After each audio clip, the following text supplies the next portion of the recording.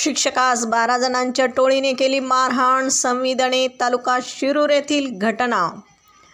दिनांक 24 फेब्रुवारी रोजी सायंकाळच्या वेळेस जवळपास 12 गुंडांनी एका शिक्षकास घरात घुसून लाथाबुक्क्यांनी मारहाण केली आहे. त्यानंतर शिक्षकास मोटारसायकलवर बसून नेलं, रस्त्यानेही मारहाण केली. तसेच गावच्या चौकात आणून हॉकी स्टिक, लाकडी दांडक्यांनीही मारहाण केल्याची गंभीर घटना घडली आहे. मारहाणीत जखमी शिक्षक नितीन अशोक चव्हाण हे सध्या संविदणे तालुका शिरूर येथे कार्यरत आहेत.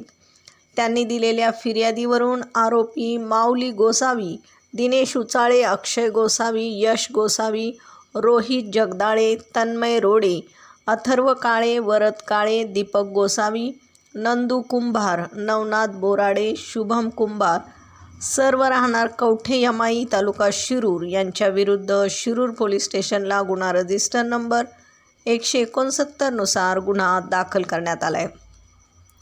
पुढील तपास शिरूर पोलीस स्टेशनचे पोलीस सब इन्स्पेक्टर पवार करीत आहेत. प्रतिनिधीसह महाराष्ट्र जनता न्यूज पुणे.